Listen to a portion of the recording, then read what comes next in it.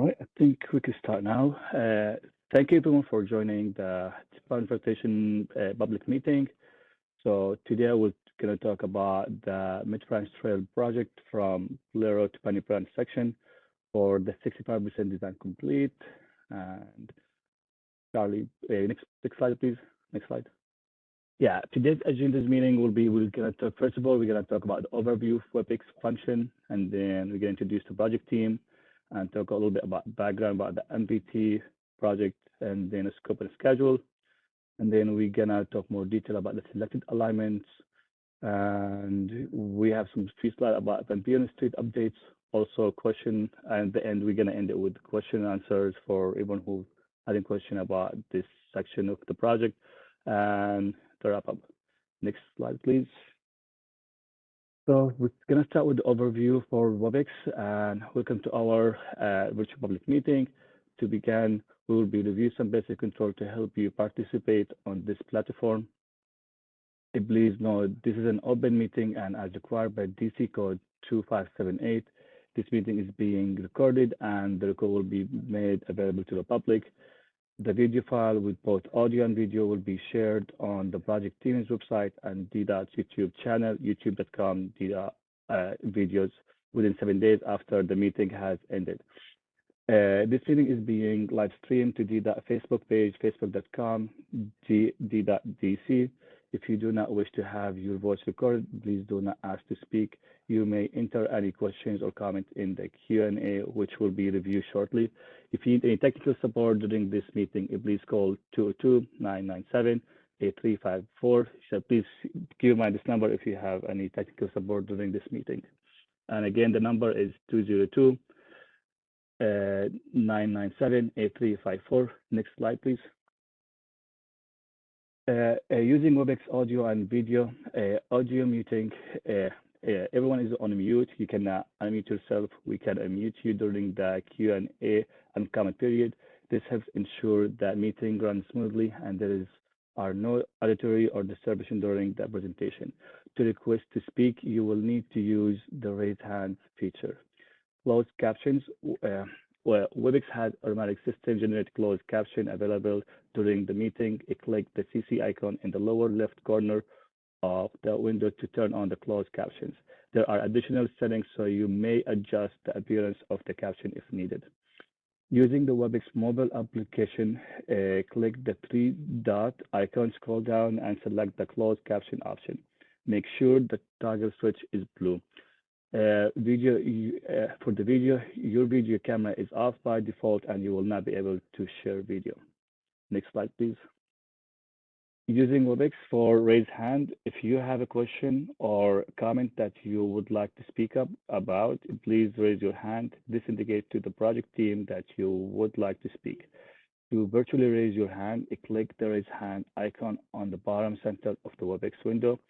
Alternatively, you may press the Ctrl-Shift-R key on your keyboard to raise your hand. If you joined via browser or mobile app, click that three-dot icon and select the raise hand. If you dial in by phone, dial *3 to use the raise hand function. Next slide, please. Q&A section. If you have a question during the presentation and via the Q&A feature, note if your Q&A is enabled, the Q&A panel will be open by default when you join the event. To send a question, click the three-dot icon on the bottom right side of the WebEx window and select Q&A as well.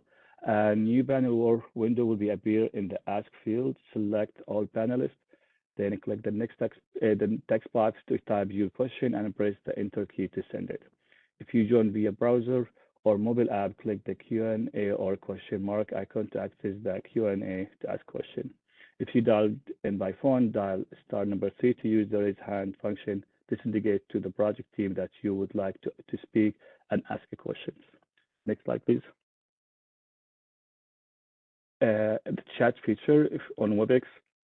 If you have a comment or question during the presentation, send it via the chat feature. Note, if you have called in by phone, you can access the chat. To send the chat, click chat in the bottom right side of the WebEx window. A new panel or window will appear. In the Send To field, select all panelists, click the text box to type your question or comment, and press the enter key to send it. Next slide, please. So now we move to the project team background, the scope, and schedule. We're going to start the project team. Next slide. So we're going to do quick introduction for the project team, and we're going to start as been listed in the slide. So I'm starting myself. My name is Samuel Al-Hamdi. I'm a civil engineer for DDOT. I'm the project manager for MPT. Move next to the next one on slide. I don't think it was joined yet, but I can go. Good evening, everyone. Hi, my name is David Ballack. I am a trails planner in the Active Transportation Branch at DDOT. And the next one is Cornelius Anderson. So I will introduce, let's start Michael Viona. He's the Active Transportation Branch Manager. He's the special for trail specialist. And then the next person will be Cornelius Anderson. He's a DDOT Community Engagement Specialist. And next. Hey, good evening, everyone. My name is Charlie Alexander. I am a transportation engineer for Fair and Piers, and I am the consultant project manager supporting DOT with this. DDOT with this effort. And good evening, everyone. I'm Mike Gifford. I'm with RK&K Engineers. We're supporting Fair and Piers on the design. Yeah, thank you. Thanks, everyone. And next slide, please. So we're going to start with like Move DC related goals. So DC, usually when we do a project, we always go with like Move DC, which is our like kind of criteria when we move the project. So for MBT project, it's kind of cover all these elements, the safety, since we providing like a trail. Also mobility is make easier mobility for bicyclists to travel between stations. So this project is more designed to connect mobility for between commuters and users for the trail. So connecting Fort Tatton to Takoma to station, that's kind of like part of the project. Sustainability, since we're using bike, it will be more we do agree, also adding like a green areas, also encourage all DCs then to use bicyclists over vehicles. So that will be kind of like one of the elements as well. Enjoyable space, it's more, we provide like more a setting area, also like having the trail will become more like a place people could enjoy as like it's for visitor and commuter to use to enjoy the city as well. And we'll be back connect to all our multiple like trail like area within DC area. Next slide. So a little bit about the project background. The MBT is an element of the Capital Trail project, and we plan of over 850 miles of trails throughout the region. We'll connect the Capital, the Crescent Trail, and Anacostia River Trail. It's an important transportation route, providing a connection to home and work and play. So we're looking for more like connect the city, not only like for motorists, also for like bikes, and keep all these like connected. And MBT is part of that like study. And the Capital Trail coalition vision and the region is a trail network will be transforming public life by providing a health and low stress access to open space and available transportation for people of all ages and abilities, this is our vision for a trail within the city. Next slide, please. Some background about this project. So this project was like, it's an old study, I think probably like 2008, 2009. It's a long study. So connect Union Station all the way to Maryland line. So we have part of the trail been built, which is from Union Station all the way up to Brooklyn. And now we kind of moving forward to continue the planning study to finish all that section, which will be connected between DC, and also there is a section of it will be built in Maryland side as well. So it's the overview of the Metropolitan Branch Trail project. Next slide, please. So we'll talk more now. We got more in depth about the sections of the MBT within the district, which is under. Some is completed and some is still in design construction. Some start with the Eastern Avenue and Brooklyn to Fort Tatton. This is like finished construction recently and open to public for being used. And Piney Branch Rd Blair Rd, which is the section we're gonna discuss more in detail on this presentation, and which is now in a 65% design. We'll be moving to on final. We now after this 65% complete, we move to the final design.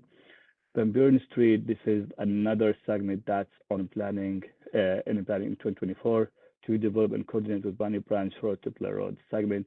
So also we're going to talk a little bit about this presentation since people request to want Van Buren to be part of the MPT. So that section we'll talk about it as well in this presentation as well. For that in Takoma, it's in start construction in summer 2023. And if you need to do more about the construction, like progress, you can just go to the project website as listed below. And also, I think we have some presentation about, we're gonna have more like outreach on this as well. Also for Van Buren Street as well, we'll provide some more outreach information about this section too.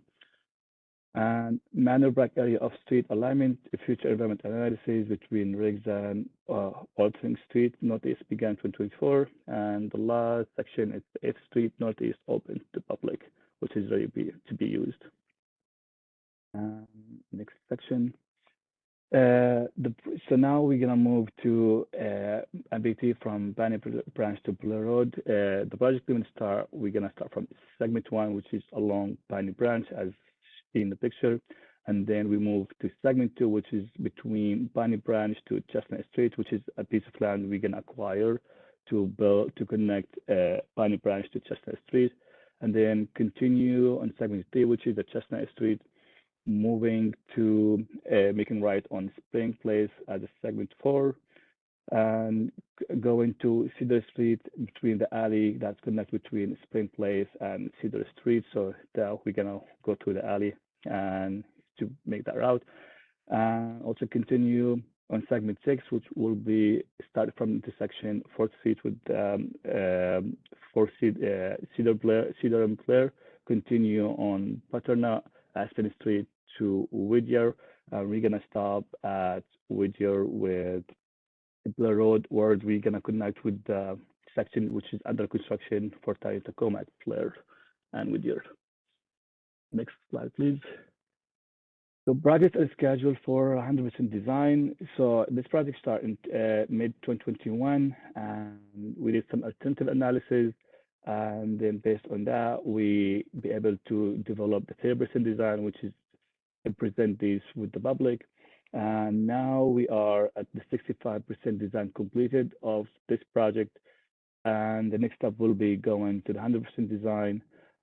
And also part of our design phase will be like acquiring Omata property, which is we're gonna talk about this on this presentation as well. Next slide.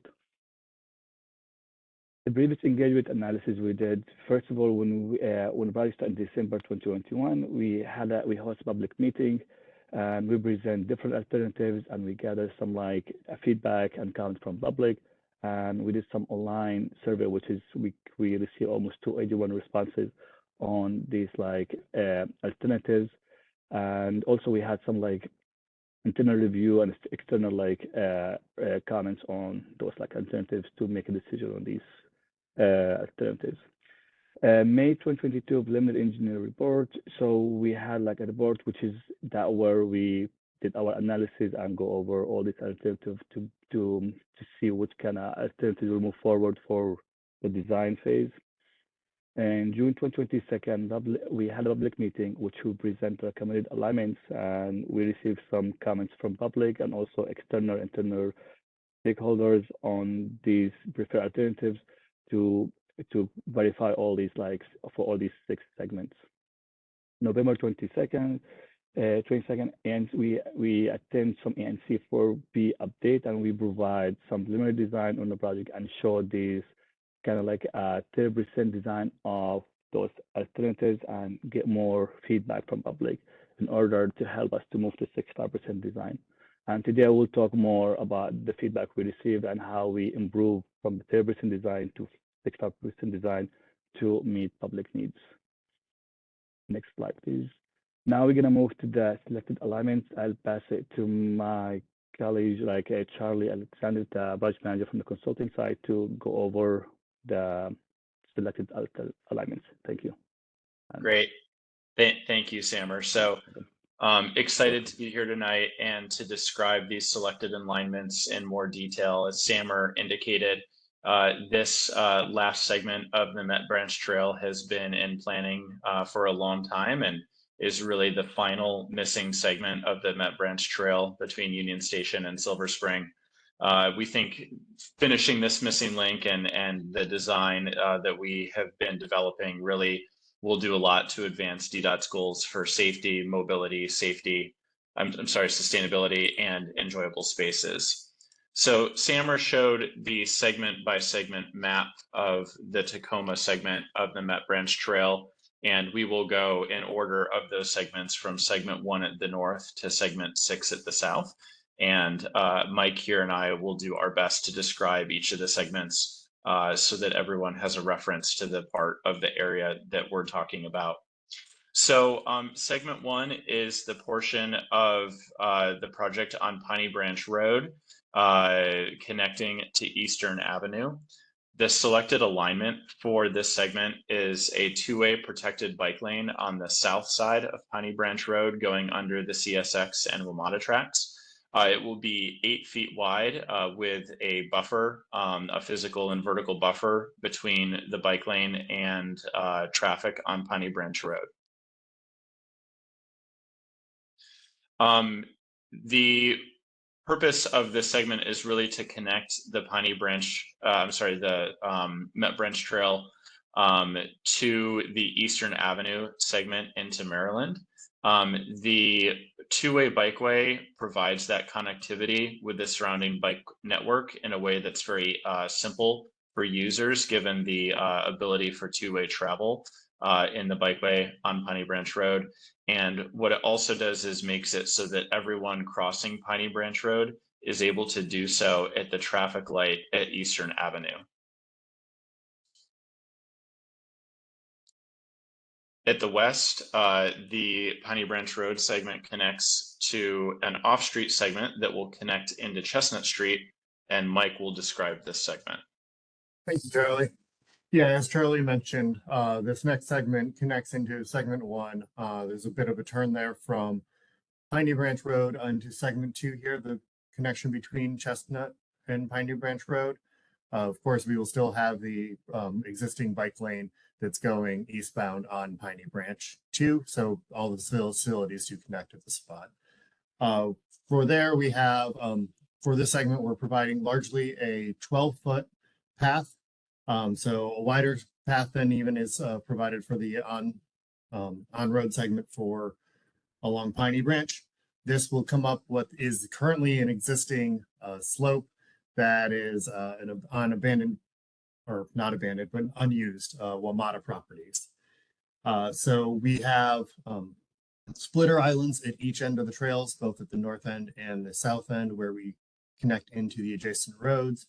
These will be to help provide a little bit of space between the traffic traveling each way on the trail, as well as discouraging vehicular use. And so that'll be the main portion of the trail, is kind of how it comes up through there. You'll also notice that we have a pathway that's cutting through, kind of straight through.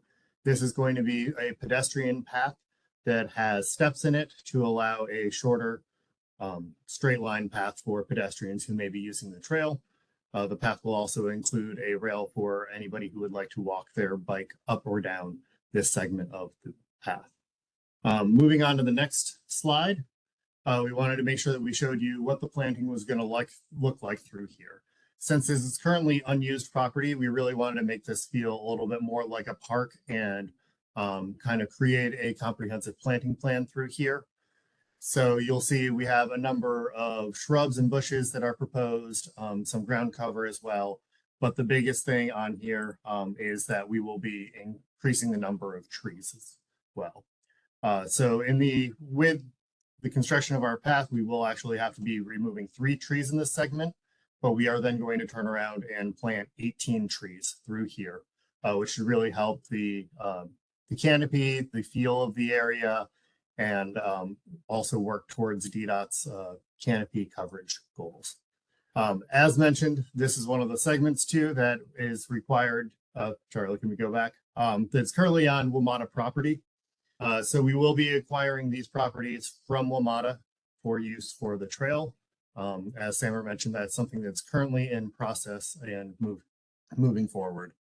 In the next slide, we really wanted to show you what the existing condition is versus what the proposed will be.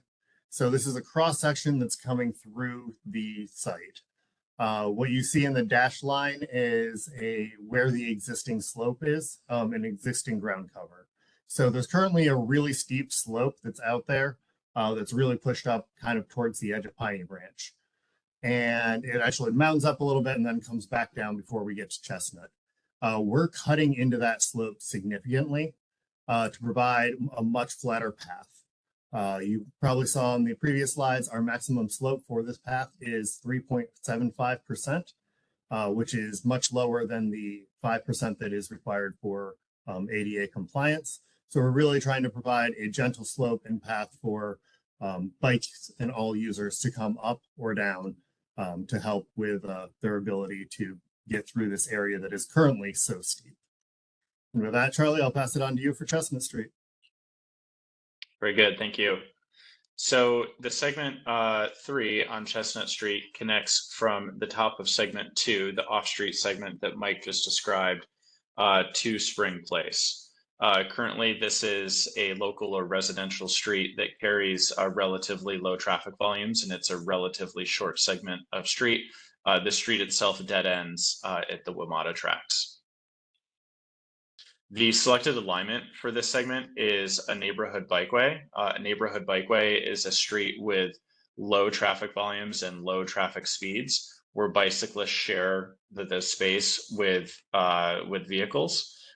Some other elements of the design here include a speed hump on Chestnut Street to ensure that vehicle speeds remain low, as well as curb ramp and crossing improvements at the intersection at Spring Place. As I mentioned, the traffic volumes and speeds on Chestnut are already compatible with a neighborhood bikeway because they're low, but the addition of the speed hump and some of the pavement markings we expect to further ensure low traffic speeds on the street. The purpose of the curb ramp upgrades is to make sure that people using the sidewalk, either walking or using wheelchairs or other mobility devices, will be able to cross to Spring Place when they get to that portion of the Met Branch Trail. From Chestnut Street, the Met Branch Trail will turn to the south onto Spring Place. And Spring Place is also selected as a neighborhood bikeway alignment. This is a bit of a change from some of the previous study that's been done here, but this street will also feature shared lane markings for bicycle travel to ensure that people biking and people driving can share the street safely. This street has low traffic volumes and speeds that are compatible with a neighborhood bikeway. In previous phases of the project, we did explore the idea of what's called a VUNERF, or a shared street, which would have involved more significant intervention on the street. However, in further study of that concept, we found that it was not feasible given the limited width on Spring Place, which is already a limitation for emergency vehicles and for snow removal. So based on those considerations, the selected alignment became a neighborhood bikeway. We're also going to be doing work in this segment to improve drainage. We know that there are drainage and ponding issues that happen during storm events, and we're going to be, with the project, adding new drainage inlets to catch and carry water out of the area to decrease the amount of ponding that happens in this segment. Mike? Thank you, Charlie. All right, moving further south now, we're on the segment that connects between Spring Street and Cedar Street, or sorry, Spring Place and Cedar Street. So here we are coming through. There's currently not an actual path through there, though there is clearly a worn down path that people have been using, which is definitely not accessible and definitely does not provide adequate slopes or pavement or access to either end of this. So our proposal is to come through here and pave this with what is mostly going to be another 12-foot wide off-road path, which will then provide the connection between these two streets. This will include a modification of the wing wall for the WMATA bridge that goes over Cedar Street, and a retaining wall on each side of the path. It's going to be a low retaining wall on the west side of the path with getting no more than 3 feet high. And then on the east side of the path, it is definitely higher, where we are looking at more of a 9-foot tall retaining wall. The retaining wall is also the reason why we are not able to keep a 12-foot path throughout, due to some constraints that we've run into with the design and our coordination with CSX and WMATA to make sure that we are meeting their standards. We have ended up having to neck down the path there at the southern end down to 8 feet. So the minimum allowable for a constrained area on a path to make sure that we can make this connection.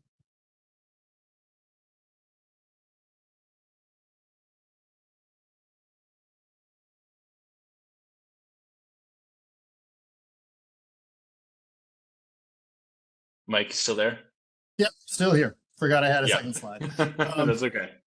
Yeah, so the retaining walls also, though, do allow us to make sure that we are keeping lower grades to make it easier for bicycles, wheelchair users, and all users to use the path. We are looking at making sure that we're keeping 5% max slopes throughout here, but we'll have retaining walls to make sure that that's happening. The other part that I forgot to mention on segment 2, and also is important through here, is that we'll be providing lighting for the trails in these 2 segments that currently don't have lighting to increase visibility and safety and accessibility for the trail users. All right, Charlie, now back to you. Yep, very good. Thank you, Mike. So moving down to segment 6, this is where we shift to more of an on-street set of facilities again. And segment 6 changes many times in the nuances of the design as we go block by block. So I'll do my best to introduce these one block at a time. This first portion of segment 6 is on Cedar Street itself, making a short connection from the segment that Mike just described next to the WMATA tracks and 4th Street to the west. The selected alignment for this segment is a multi-use path on the north side of Cedar Street, providing a 2-way crossing for bicyclists on the east side of the intersection.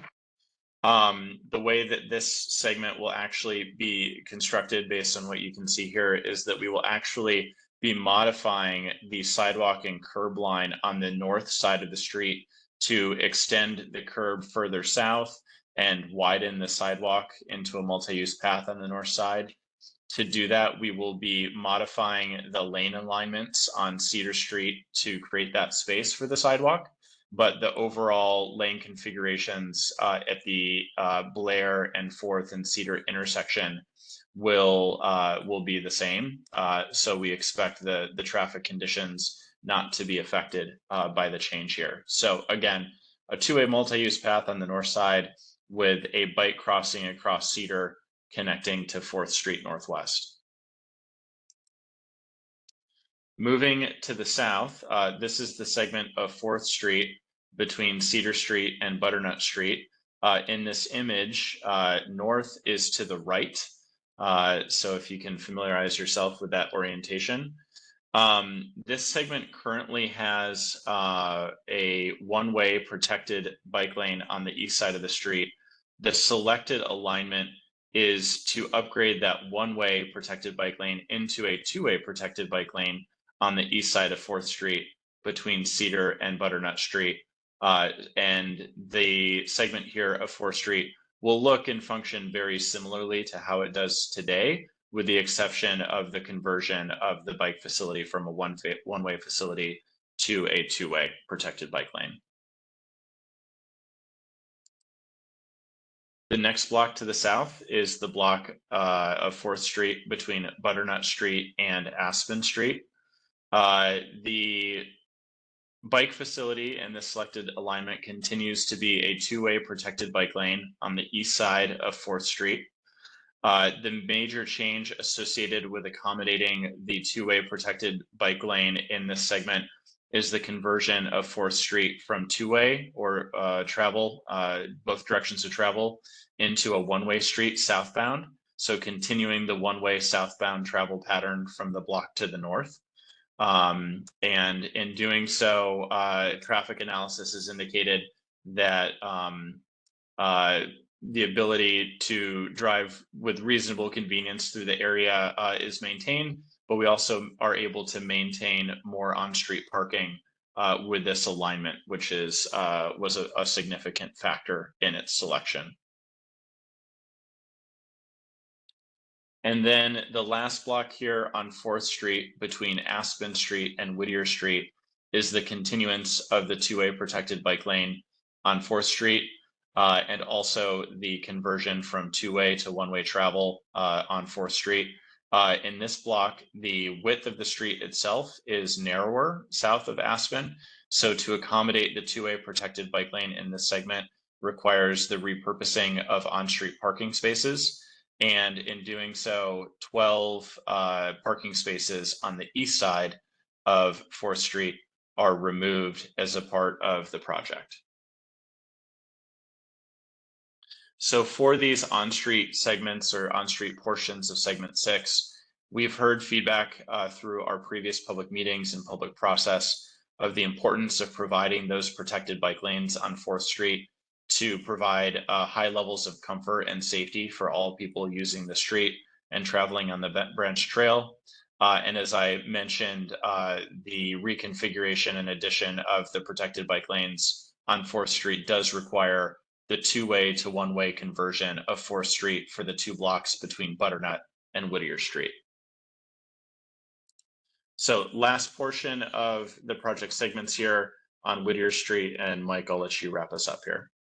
Great. Thank you, Charlie. Yes, so for Whittier Street, we basically are going to provide another multi-use path that is going to be on the south side of Whittier to provide the connection into the next segment that is to the south of this project area. So we have a 10-foot wide path that'll be constructed. Part of that will be where the existing sidewalk is, but then expanding further to the south into the closer to the park that is there, but not actually impeding or going into the park. We also will be providing speed humps and some of the neighborhood bikeway markings like the sharrows for those people who are more comfortable riding their bikes in the street, that they will have that option as well. And with the hope of the speed bumps, kind of as Charlie mentioned, up on Chestnut Street, keeping the speeds lower through this area. So on the next slide, we go through some of the issues or some of the things that we were looking at this. So as mentioned, the low traffic volumes and speeds are compatible with the neighborhood bikeway, which is why we are proposing those markings, but then also creating the multi-use path to create a facility for those that are not comfortable riding in street. One of the big concerns with this segment has been the planting and the number of trees. So on the next slide, we have up what is our proposed planting plan here. Unfortunately, the construction of the multi-use path is going to require the removal of the street trees along the south side of Whittier, the ones that are in existence right now. So overall through the, as well as some that are up the slope on the back side of the sidewalk. Overall, we're going to be looking at removing 17 trees through this block, all on that south side, which is definitely quite a large number, but we do want to point out that only 5 of those are over a 6-inch size that are rated as in good condition by Urban Forestry or DDOT's Urban Forestry Division. So we are removing a number of trees, but they're not necessarily, a lot of them are not necessarily either large or in good condition. We will be coming back through then and planting 23 trees. Each of these will make sure that they have the soil volumes required for UFD's current standards, so that they hopefully will have enough rootable soil or so that they will have enough rootable soil so that they can grow for years, be more stable, and replace even better the trees that we are removing. With that, I did see in the chat there were some questions on the planting and making sure that we are using native species. All the species that we are proposing to plant are based off of DDOT's planting list, which I believe all are native species. And yes, that's something we are committed to as well.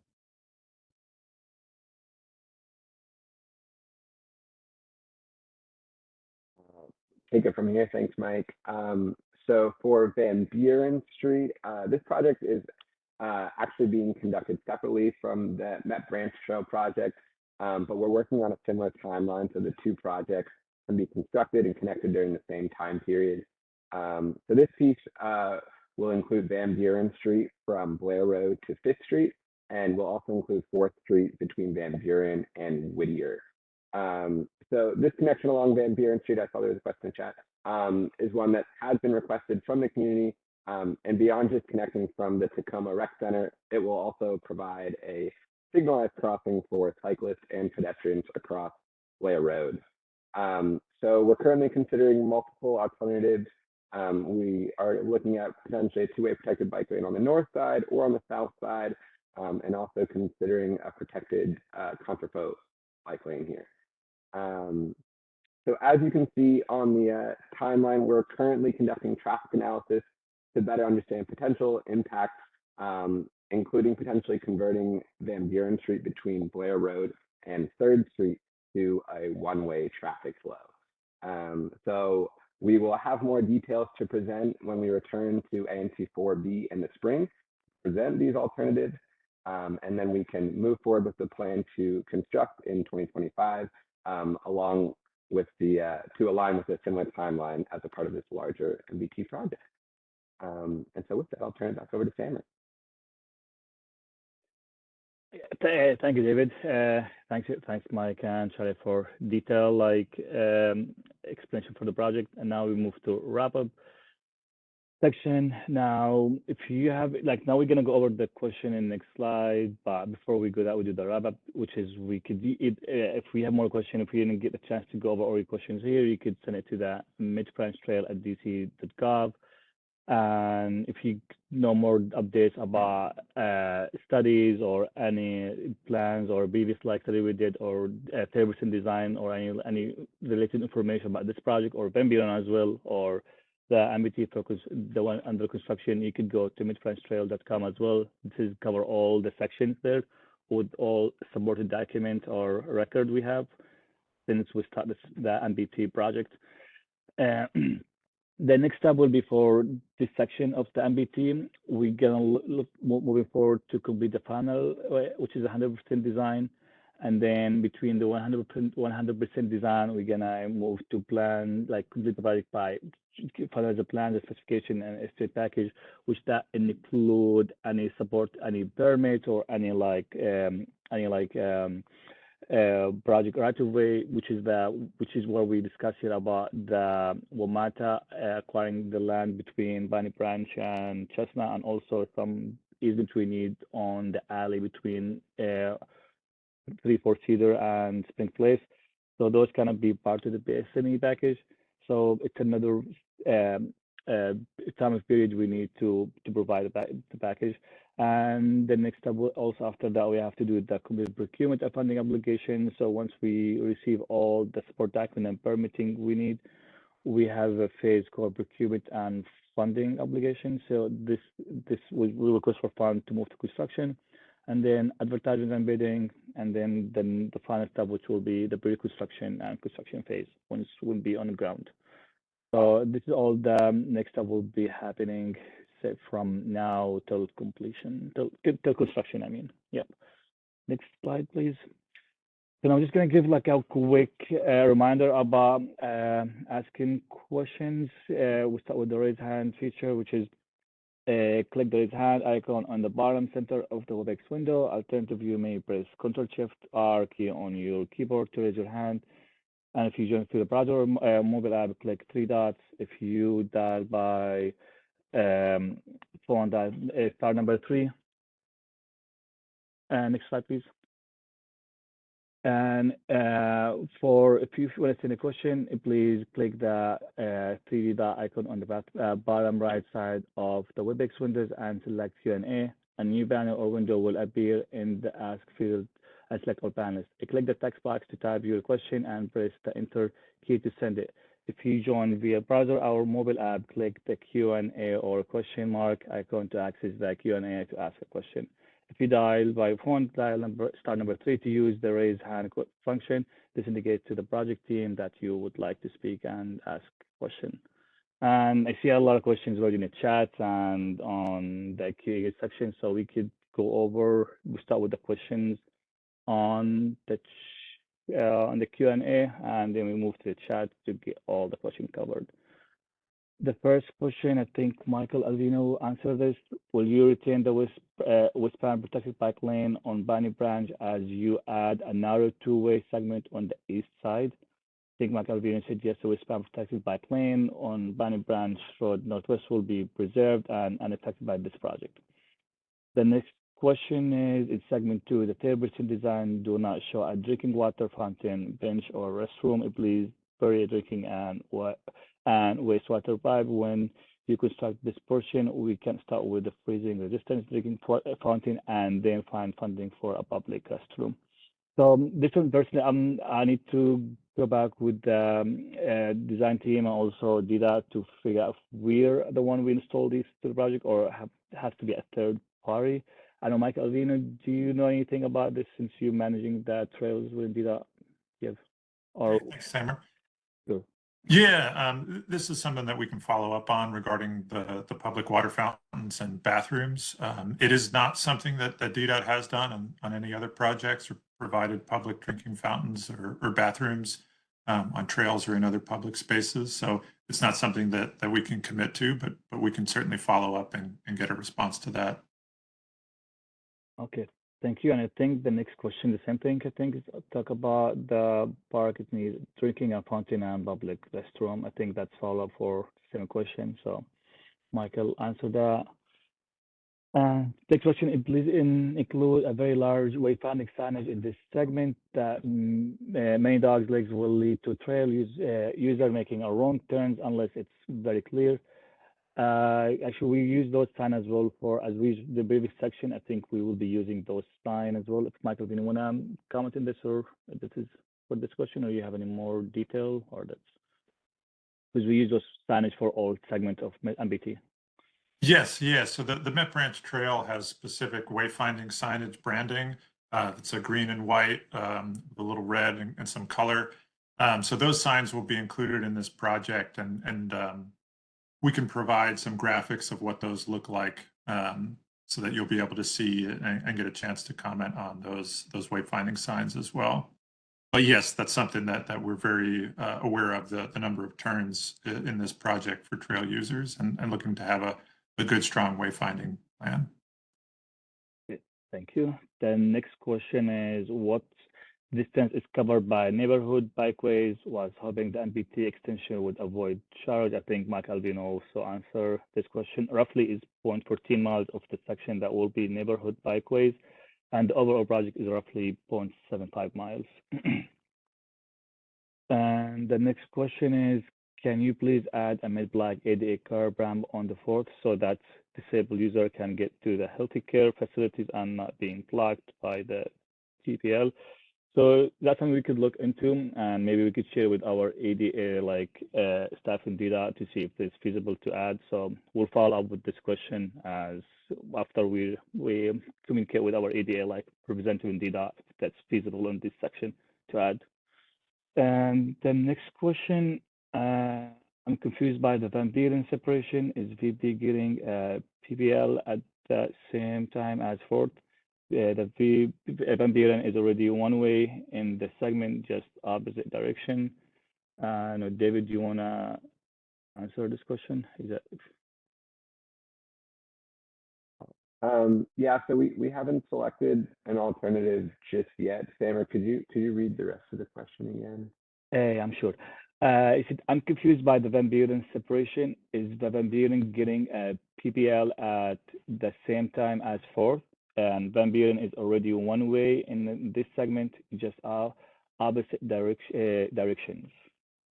Yeah, so I'll note that Van Buren is one way between 3rd and 5th, but currently between 3rd and Blair, it does operate as two-way.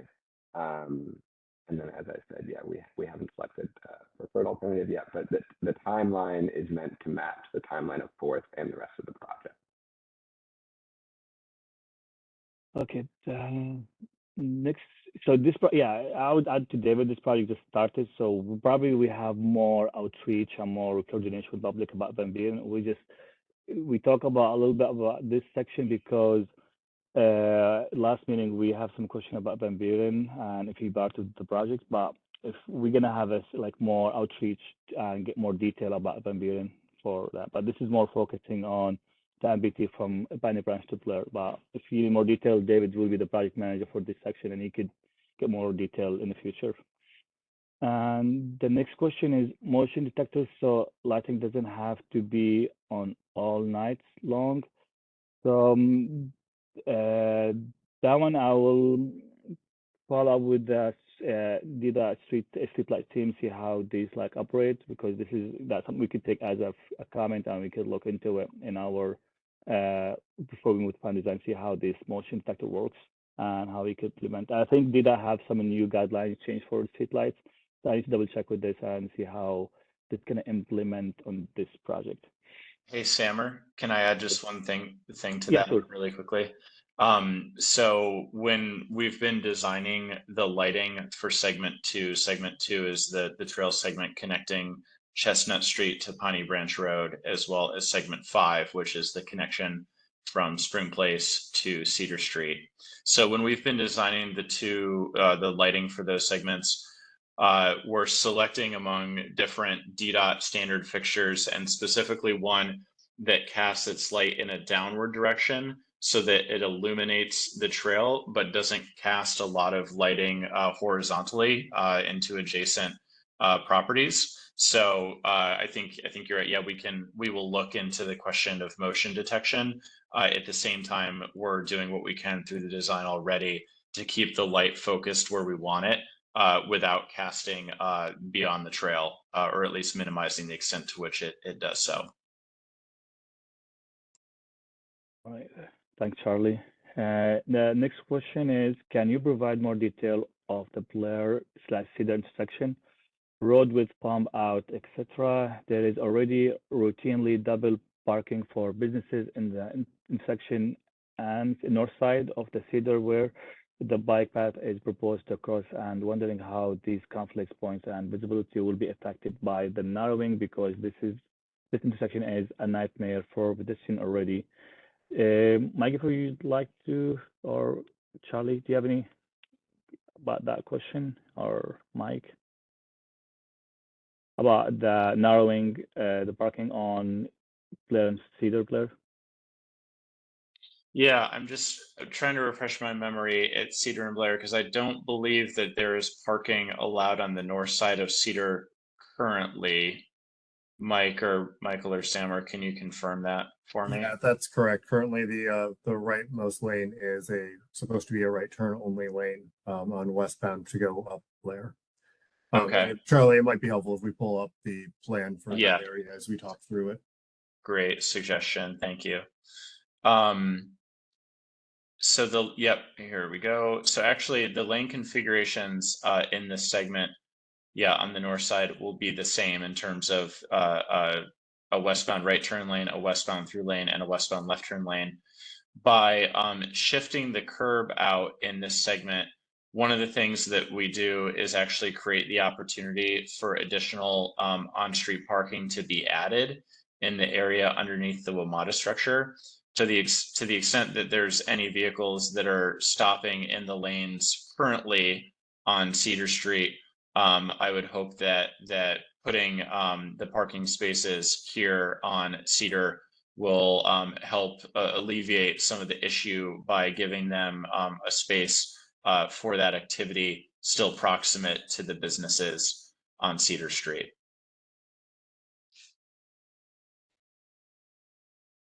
All right, thank you. And we move to the next question. Can you go more detail? Okay, that's done. We answered that. The next one is, how are the separate lanes cleaned and the nearby lanes on Piney Branch, as well as many of the bike lanes separate from the traffic at section collect a lot of debris that pose risk to traction and tires? I think we talked about the Piney Branch section. Samar, yeah, I can answer this Yeah, question. sure, thanks. Yeah, so the question is about how protected bike lanes are cleaned in the city. And the sweeping and the cleaning of the bike lanes is the responsibility of Department of Public Works. And they have special equipment and machinery that they use to sweep the bike lanes. DDOT provides an inventory of where those locations are. And so if you see those requests, we're working with DPW and the Office of Unified Communication to be able to add that request to the 311 services. So it's not up there yet. But certainly, you know, if you have channels through your ANC to report those leaf blockages, work to reach out to us or DPW. But those are the responsibility of DPW, and they do have the equipment to do that.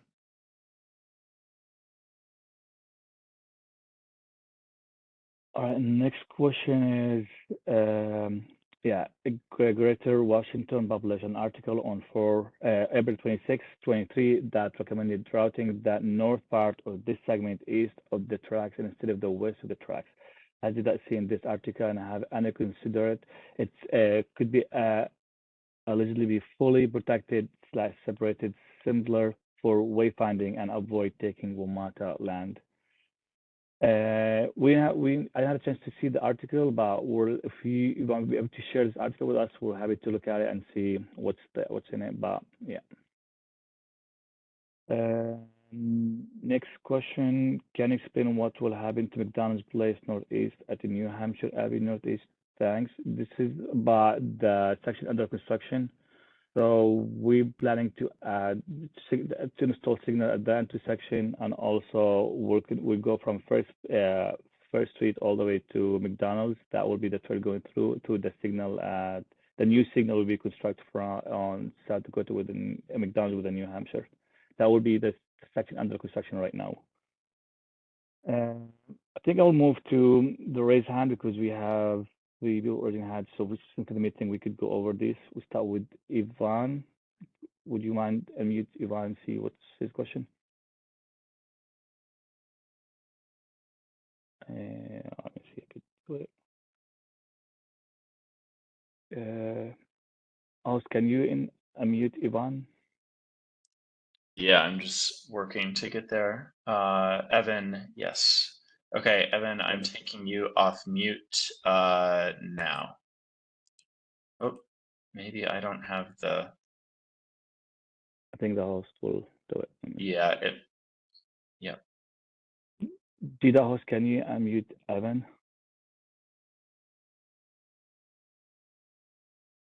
Anika, can you unmute Evan?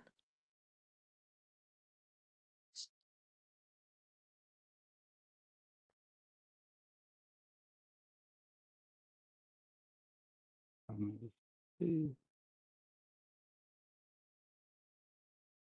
think I have the ability. Let me just check with. I think it'll be okay. Let me just figure out with Gita also how we could like unmute, because it seems we have some technical issues here. We could let's move to the chat question, then we go back and deal with the situation. Next question. So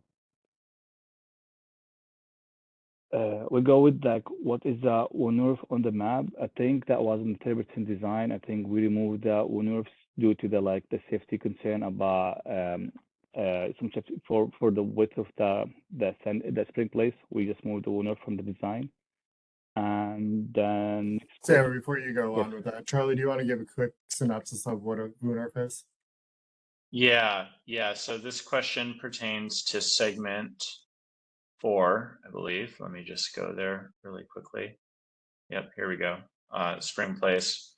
A WNURF is a Dutch word, which is in English we describe as a shared street, which is a street that is shared between people driving, people walking, and people biking. That is something that was identified as a possibility in some of the early planning for Spring Place, and it's something that we explored with the 30% design. However, as we completed the 30% design, we ran into feasibility issues related to the width of Spring Place and being able to accommodate emergency vehicles on Spring, as well as snow removal on Spring, that made the Wooner Pier infeasible. Spring Place, as proposed in the current design, is a neighborhood bikeway that will be shared between people biking and people driving, fairly similar to Chestnut Street in its look and function.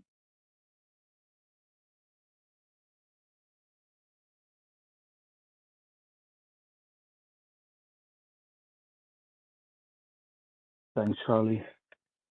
The next question also, this is slightly off topic, but I'm hoping you can explain what's the purpose of the little turn into Van Buren if it doesn't go anywhere. This segment that link things up, does it need any? Obviously, yeah. Let me check which left turn on Van Buren. Let me get, also, this is a slightly off topic, but I'm hoping you can explain what the purpose of is of on the little turn into Van Buren if it doesn't go anywhere. This is segment that link. David, you wanna speak to that? I'm not sure which one, Van Buren section. Yes. I tried to address this when we were talking, but it does connect to the Takoma Rec Center, and also it provides an alternative with a signalized crossing across Blair Road for cyclists and pedestrians, which we see value in. All right, thank you. The next question will be, will the westbound lane on the Piney Branch that already exists be maintained for travel to continue on Piney Branch? We use this frequently to get to the elementary school at Piney Branch and Delia. I think we answered this question in Q8 like section, and yes, we're not touching the west side of the Piney Branch. We just were on the east side of it. And the next question is, can you provide any information on NBS contact on NEBA, EA, or FUNZI for the NBS parcel near Althorpe? And they already did an EA, but selected an alternative that was not off-road, saying it would affect NBS property. Given the use of NBS property for a solid waste transfer station and cement plant, the refusal to host a bike path was ironic. So, Michael, do you have any? Maybe that was a question we could follow up with. I can respond to that question, Samuel. Okay. Sure. Yeah, the question is about the in the Manor Park area between Riggs Road and Oglethorpe Street. When the planning was done for that section of the trail back in 2013 and 2014, DDOT worked with the National Park Service, who at the time did not give DDOT the permissions to build the trail on National Park Service property north of Riggs Road. And instead, we selected the trail alignment that routes onto First Street Northeast between Riggs Road and New Hampshire Avenue. And that is a decision we've heard many times at these meetings from residents about, they're still unhappy with. And so we've spoken to the National Park Service about this, spoken to your councilwoman, spoken to the mayor's office. And I'm happy to provide an update that there is funding in this year's fiscal budget, fiscal year 24, for DDOT to restart that project and the planning to examine moving that trail into the National Park Service property north of Riggs Road. So that is something that we haven't forgotten about, and we're very excited to start a new project, the next phase of the Met Branch Trail in that area sometime later this year. So I hope to have an update for you over the next year. Right. Thank you. And for this next question is, the speed bumps are really annoying cycling with the child on the back, since we have to slow considerably more than most vehicles. Is there any way to do what other cities and leave notches or protected bikes only level path? So if we normally, yeah, we use speed bumps. Now we have another option. We could use speed tables, which is like flat from the top. So that's another option we could consider. But we could look for the option being provided, see if something the city could be able to build. That we've been doing, instead of the speed bumps, we do a speed table, which is we are like it's a flat from the top and less like rough than the speed bump itself. So that some discounts we could take it back and look into the design team. Next question, please commit to using only native plants and trees in your planting areas. I think Mike give her like he answered this during his. But I was also corrected in the chat because I was wrong. The DDOT's plant lists do not only contain native plants. So obviously I am not a plant expert myself, but we'll make sure that we go back to the team to look at make sure that what we're doing is native, or look at if there are options for us to use native plants as opposed to what we're currently proposing. So it's not a full commitment on it, but we definitely understand and would like to use only native plants if that's feasible. Yeah. Next question, must ensure a good sight lines for crime deterrence and personal safety. So we could take that question and share it. We'll see how we could like improve, like reduce crimes on the area. This is that something we'll do our best. We could just reduce crime. Everyone doesn't want a crime, but we'll do our best to reduce crimes. We'll take it and we'll see how we could like improve safety in this area. Sam, a couple other things about that. I think in general, our efforts around reducing opportunities for crime on the trail really revolve around having that good, strong, consistent lighting so that people are seen and you can see the people who are on the trail with you. We also will be having continuing the mile markers that are along the Met Branch Trail. Those will continue up through this phase of the project so that, God forbid, if something does happen and you need to call 911 on the trail, the 911 dispatcher will know exactly where you are and be able to get responders to you. And then lastly, we really, have tried to fully build out the trail and make it connected all the way from Silver Spring to Union Station. And as each phase of the trail is completed, we've seen usage increase. And we think that usage is a deterrent, more eyes on the trail, more witnesses, fewer opportunities for crime. Thank you. The next question, segment 5, please make sure there is significant overhead lighting. Trail user will feel vulnerable and possibly unsafe stuck between that building and the retaining wall. I think, based on, we plan to have like a street light along the alley, which we propose. I think one of the slides showing, we have some street light we'll be adding just to have more like lights at night, I think. Yeah, go to the slide. Yeah, here we go, Sammer. So yeah, there is overhead street lighting here, and each of these fixtures is one of those overhead luminaires. As I described before, the specific light fixture that we're using really projects light down onto the trail, aiming to minimize the projection of light into nearby properties. But as we're designing, we're doing that to DDOT standards for illuminance, which is the level of lighting, to provide that desired degree of visibility and safety for users. Thanks, Charlie. And next question, if segment 2 will truly be park, it needs a drinking fountain, public restroom. So this is, I think it's going to be a parked area. It will be a little more like a bath for the bike, but we could look into something about drinking fountain and public restrooms. Something I have to go back and see how we could implement this. Something we take as a feedback and we look into it. And also, we are at the 65% design, so this is not complete yet. So all these like question and comments we take them and we have to look into and see how we could improve or move to 100% design. So we're still in designing, so this is not a final. We're still like taking these comments and feedback from public to improve what the public needs for that neighborhood. Next question, how will segment 5 ease pedestrian cyclist conflict and cyclists need to cross the sidewalk leading to metro station?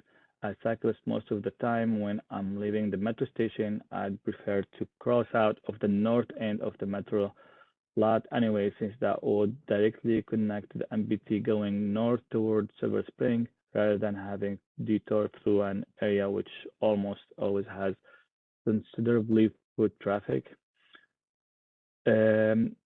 Yeah, so this is like more, we connect the trail like it's along to connect between the trail to go between like between metro station is correct, but also our route is more about to connect it with at Silver Spring, which is connected with Maryland. So still, we could look into how we could connect maybe a small section that's going from the metro station I mean, I know from Takoma to for Cedar Street. So we could look into that and see if we could be able to expand that to the metro station and make it more safer to jump on the trail. And next question, did the plan for MBT through Takoma is unsafe, over engineering and overly expensive for alternative design that's safer, easier to build and cheaper to build? Please check out my two-part series on GGW. Yeah, I think we look at different alternatives. We think this is the best safer route for the trail. And based on the rough estimate on the project, we are within it's in a cheaper budget when you come for construct the trail. So I think it's gonna be like extremely expensive to build it.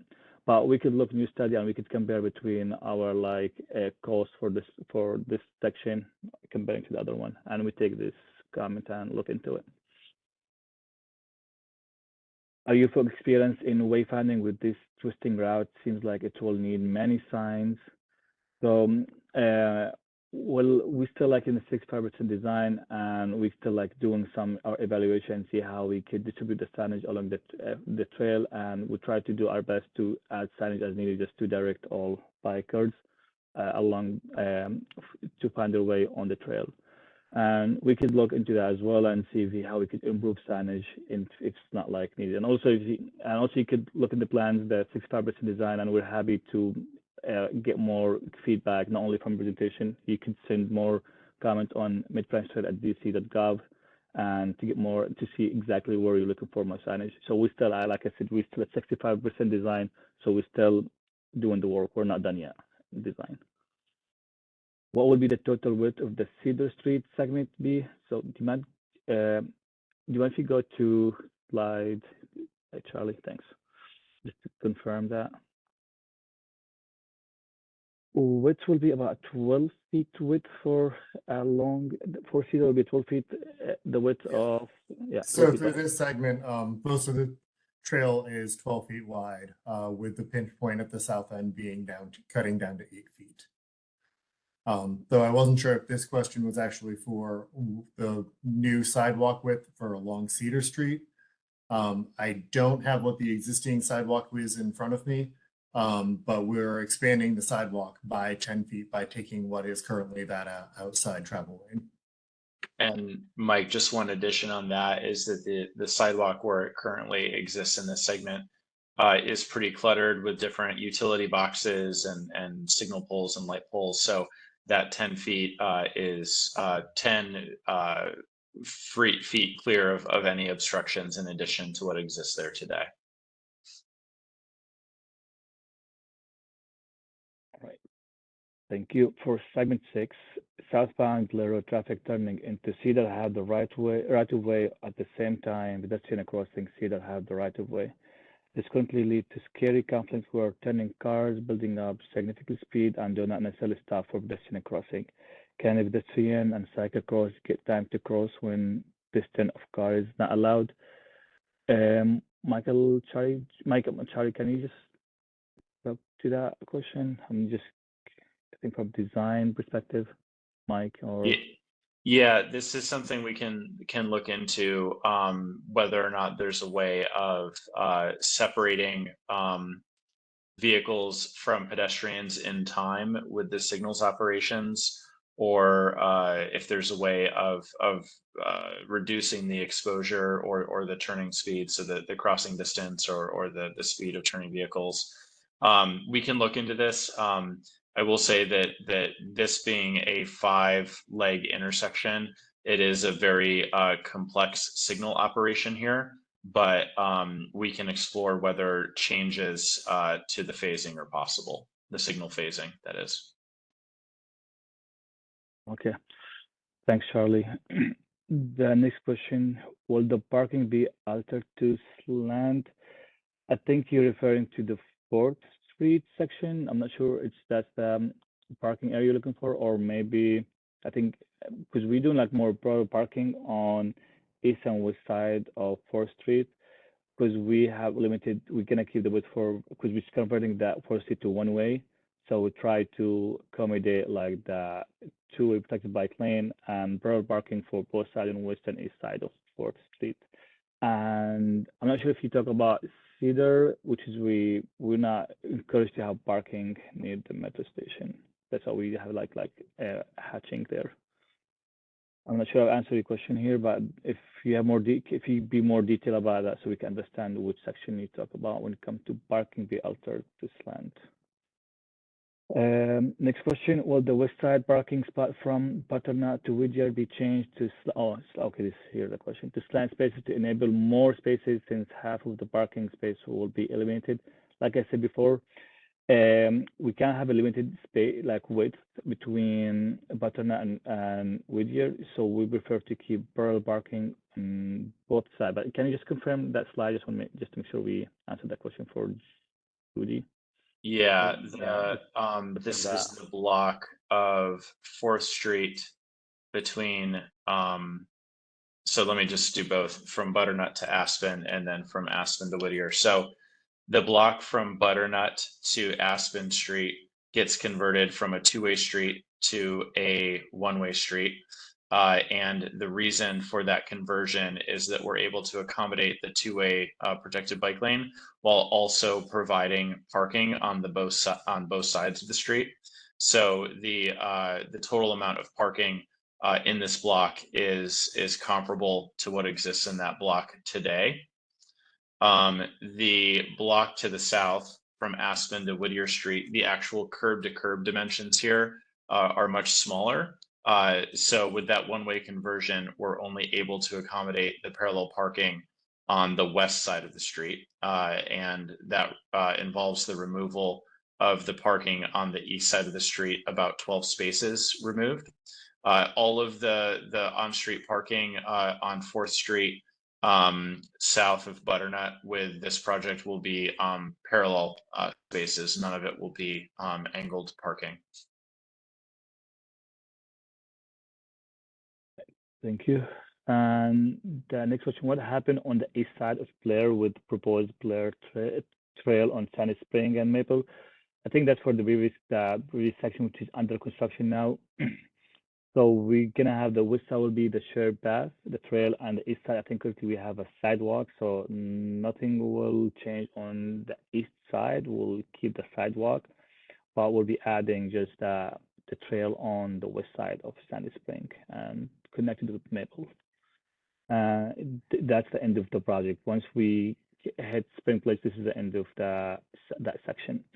And if you need more detail about that, please reach out to us. Also, the same thing, Mid-Branch Trail at dc.gov. We give you more detail about that section of the MBT, which is under construction now. Is there any options or plan to somebody building bike path bridges over Piney Branch and Cedar Ford through traffic while preserving the currently planned segment? This obviously not a part for current plan present today, but seems like the right direction to go in 5-15 years, like the MBT over similar major roads near Noma, Rhode Island Avenue.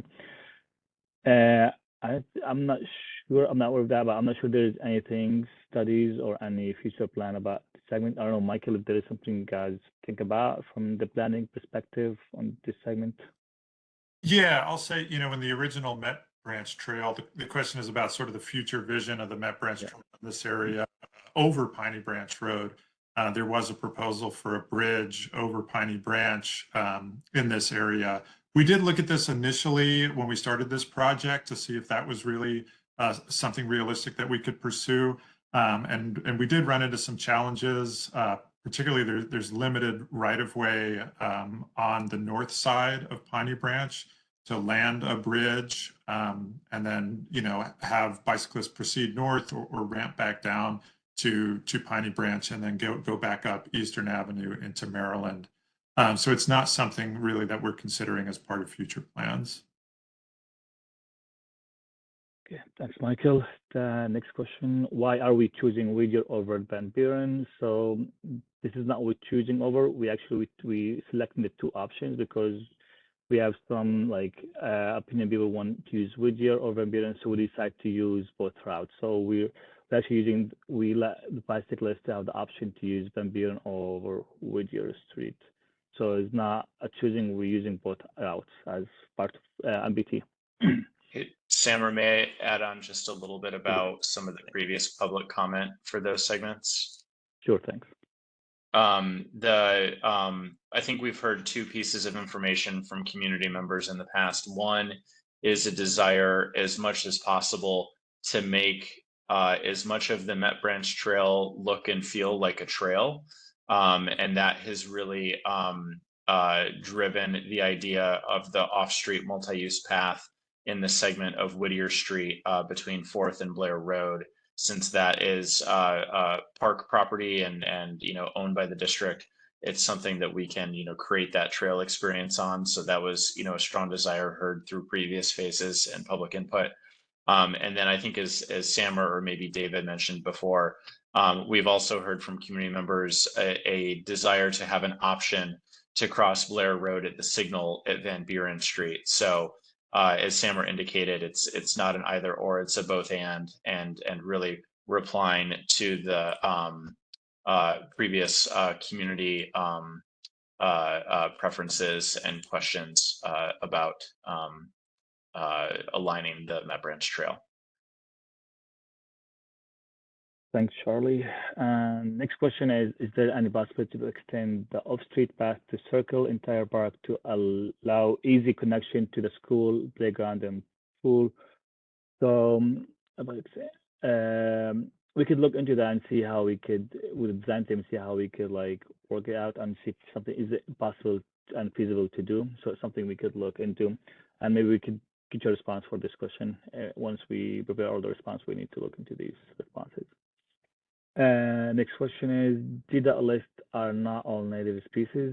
So this is so as a project manager, I follow the guidelines for what's the DDOT require for native species on planting.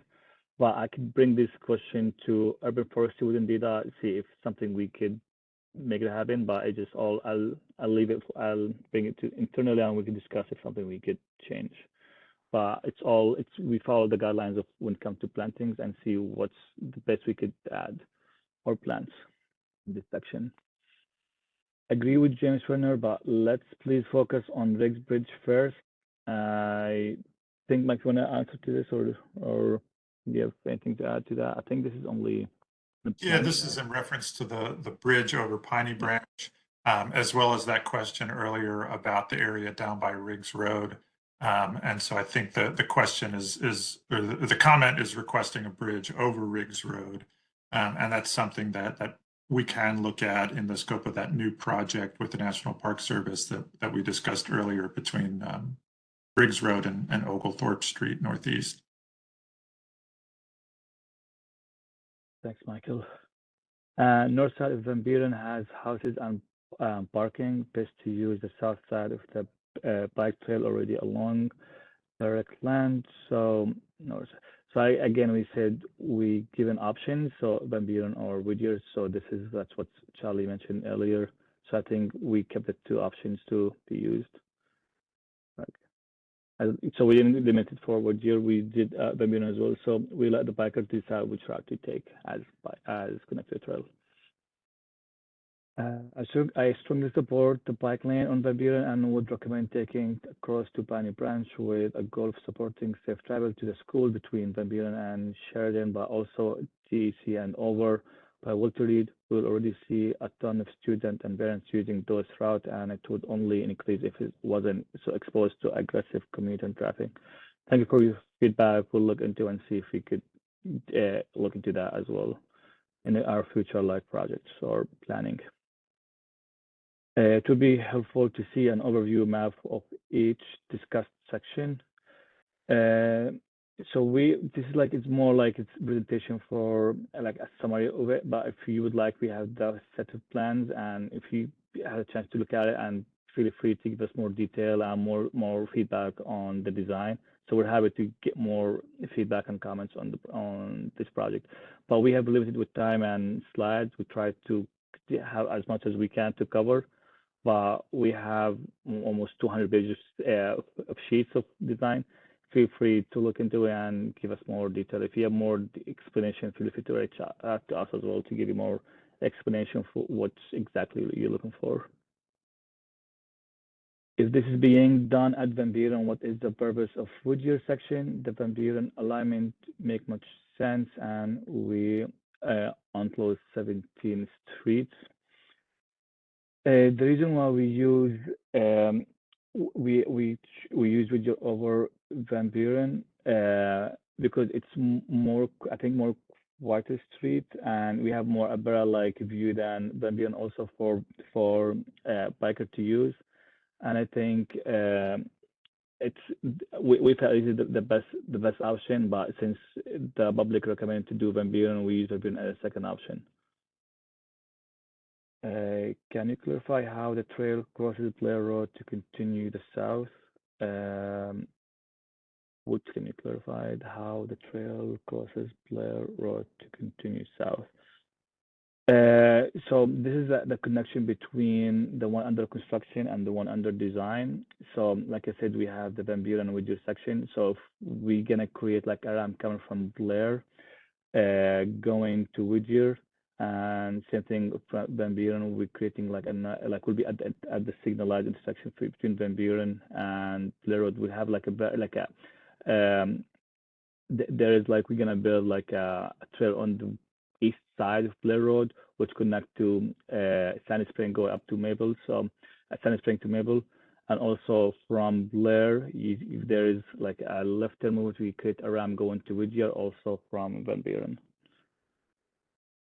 Can we get the slide from the presentation emailed to participant, or will they be available at midbranch.com? They will be available at Midbranch Trail, also with the recording presentation as well, will be available also in Midbranch Trail as well. Next question. Southbound cars should not longer be allowed to turn left into Carroll and Red and put a yield sign. It's already very dangerous for pedestrians when crossing on foot, cannot really on the bad walk light with turning cars bearing down. So even worse with a bike involved. We could look into that and we could see if we could how improve it, or we send it to our from DDOT like staff to look into this location.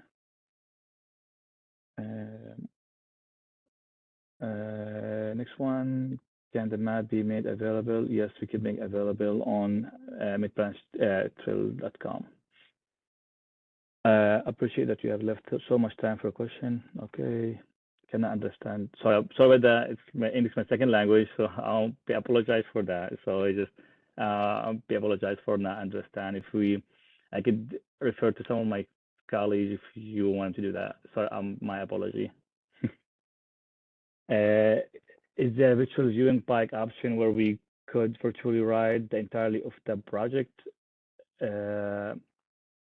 So we didn't have that. Maybe that's something we could look into and have a public meeting talk about the all section. Let me look into my internal and we could have something to talk about the 3 sections at the same time. So that's something that we should do. Yeah, we'll look into it once we talk to the project team. I also appreciate the time and attention you are giving this important project. Thank you. Thank you very much. And can explain what is going on to have a McDonald's place on New Hampshire Avenue.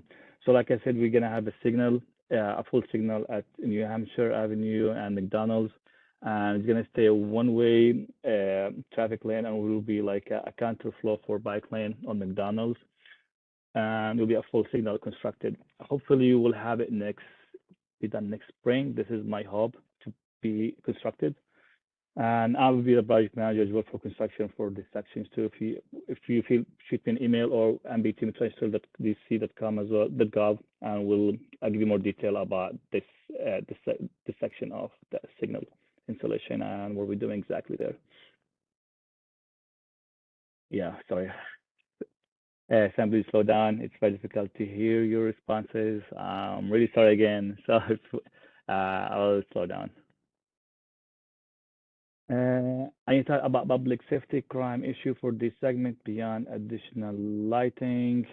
I think this is the only segment we consider need more lights. I'm not sure we have any like more for reduces crime, so we could look into see what kind of things we could improve.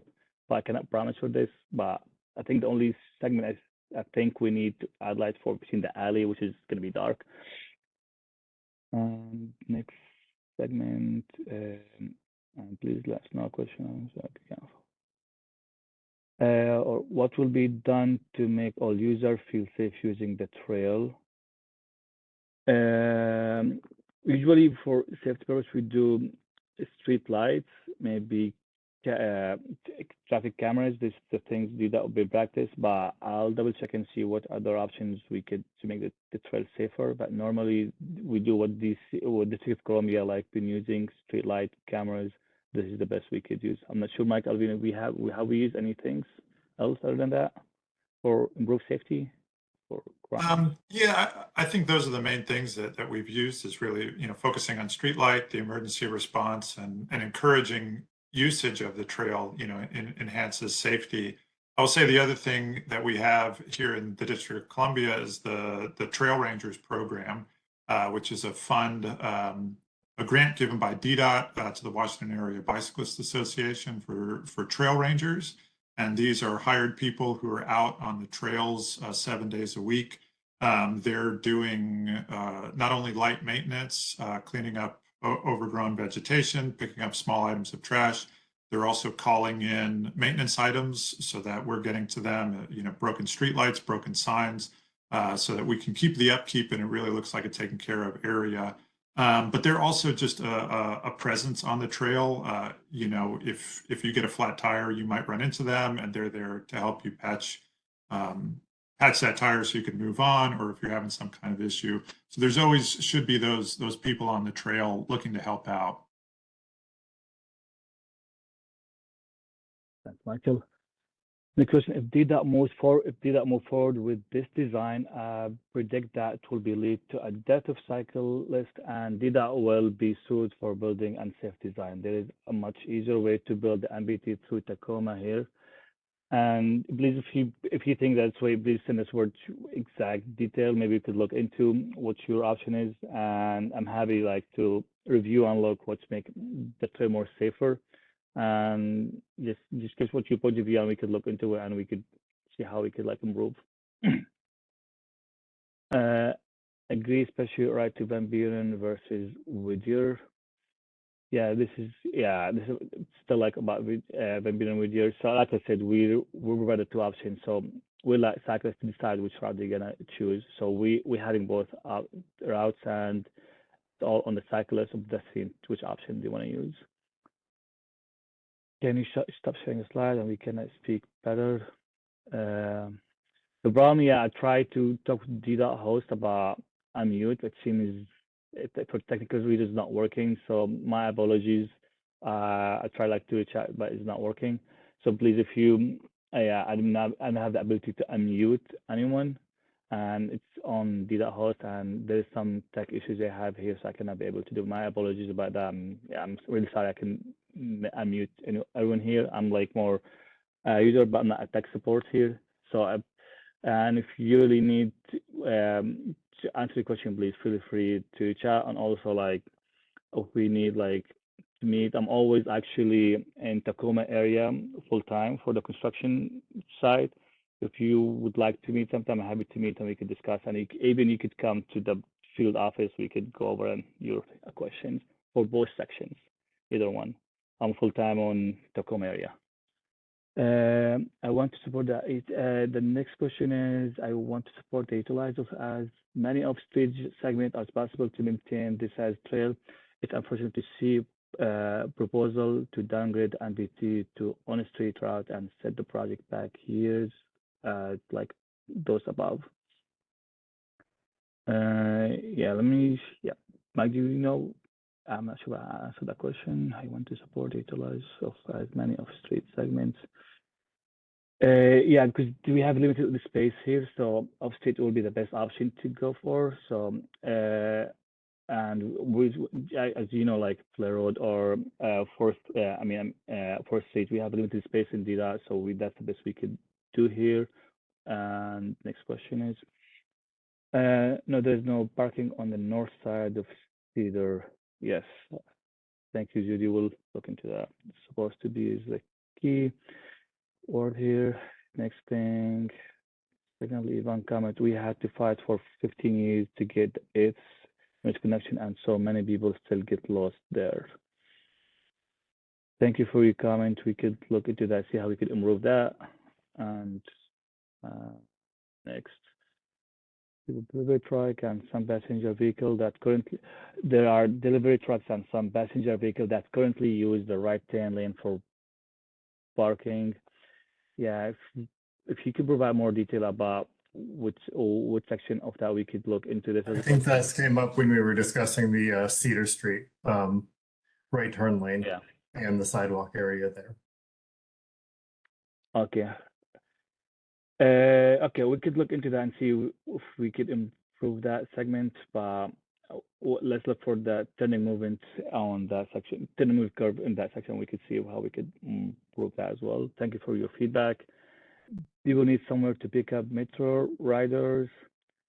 We're looking, can you be more detailed about this comments here?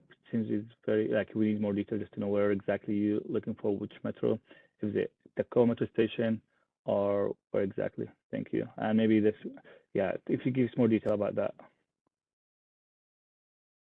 I can a comment about having somewhere to pick up metro riders. There is a whole metro parking lot where people can do that.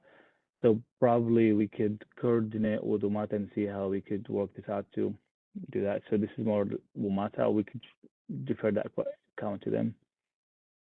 Evan, I live right on the segment of Cedar. No one park on the segment that would be affected by this change for picking up drop off of the metro that takes place in the parking lot or east more generally. Okay.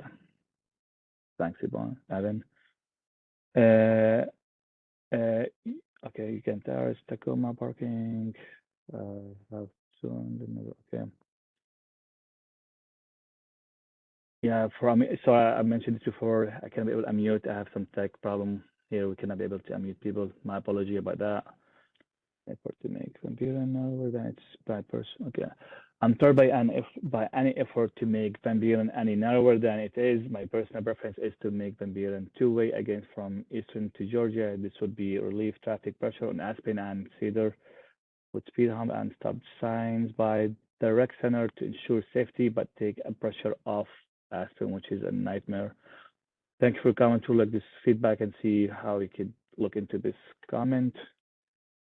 Let me see if you have any more questions here to be answered. I think all questions been answered here. Michael Vino did answer. What happened to the car on, let me see where we stopped here. Sorry, there's a lot of comments. I'm trying to go through all these like chats and see where we stopped. I had that note. I want to ask a spring place, outside travel, ambulance. I want to ask spring place with the elimination of the owner, what will be done to improve pedestrian condition? There isn't a true sidewalk there. It's zero entry, so it's a definitely factor owner with zero protection. So it's appeared to we have just abandoned purification and pedestrian with this option. So it's more safety purpose for emergency vehicle to go through. So that's why we eliminate. And we think Spring Place is more like have a less like traffic on Spring Place. So we think it's the best to leave it as is and share pedestrian with bike since the low like volume of pedestrians on that section. What happened to the purpose segment is Blair going north/south on Sand Spring, maybe connection to Carroll. So I think I answered this before. We're leaving the sidewalk on the east side, and we can just add the trail on the north side, also with some street lighting as well. So I forgot to add that.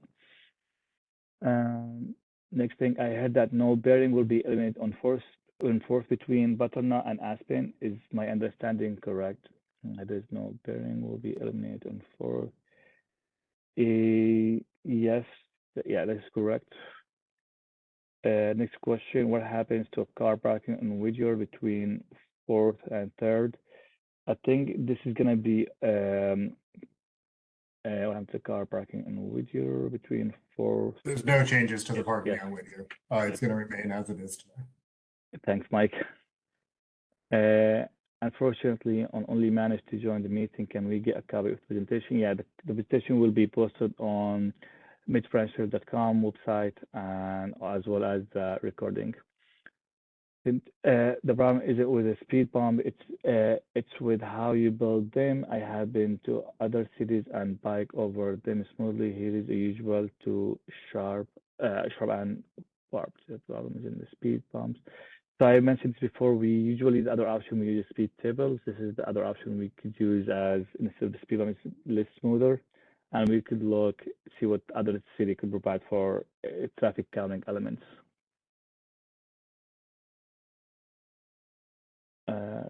Okay, for this for Mike. The main concern is that no poles be planted on 4th. In 4th Street, I'm a biker, and I believe that 4th poses on only very limited safety issue to be bikers since there's no little traffic on it. Because in sign saying share the road would suffice here, there is no need to eliminate parking on 4th. So making the one-way going south could be helpful, and maybe putting lines down indicating bike lane. Thank you for your feedback. We'll look into this and see how we could improve. It would be available. Next, the safety question applies to how thick planting are too thick and look pretty, but lessen visibility and ability for bicyclists to see around themselves. So I think we did some like study about the planting on the ramp. I think we could provide some the plants for planting the way distributed. There's some visibilities on the ramp on segment 2. I think that's where we I mean I could not disagree more. For I have almost been hit with my kids as pedestrian by a vehicle operating at a high rate of speed or ignoring stop signs in the stretch. Some level of protection is necessarily prefer parking protected bike lane. I think the segment will convert to one way, so it will be one-way traffic, and will be the bike will be protected by two-way protected bike lane on 4th Street. I'm not sure. I mean, what's your comments here? But I think we're doing some safety measure by converting the 4th Street to one way, and I think there's a protection between the two-way protected bike lane by providing a parking and as a separation between the traffic lane and the two-way bike lane. And please add this to parking question on 4th, on Whittier, and on Van Buren. You mind go for that slide, Mike? Just to see what's. I want to just make sure. This is about parking on 4th Street, Whittier Street, and Van Buren Street. Sammer, is that right? Yeah. Yeah. Okay. Thanks. I can do this one more time. So 4th Street, as it pertains to parking, I won't go through the entire configuration again. The block from Cedar to Butternut will have nearly the same parking configuration as it does today, just with the two-way protected bike lane instead of the one-way. The block from Butternut to Aspen gets converted to one-way for vehicles to retain parking on both sides of 4th Street between Butternut and Aspen. So the supply of parking there is basically unchanged. And then the block from Aspen to Whittier also converted from two-way to one-way. This is the one block where the removal of parking on the east side of 4th Street is necessary.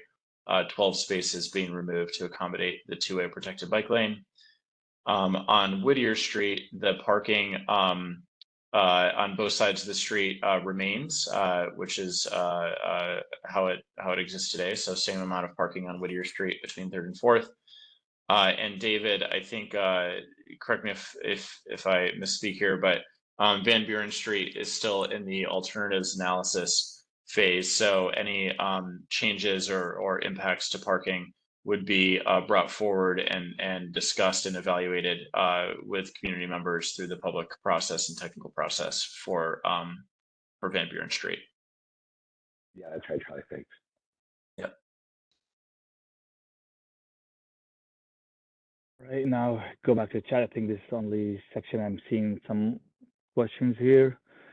If they do not limit the parking on 4th Street, so we're keeping parking 4th Street, we're not limiting any parking. We considered people still park on 4th. That's why we convert from 2-way to 1-way, just to keep parking and provide more safer, like neighbor ride on 4th Street, also parking for who living on 4th.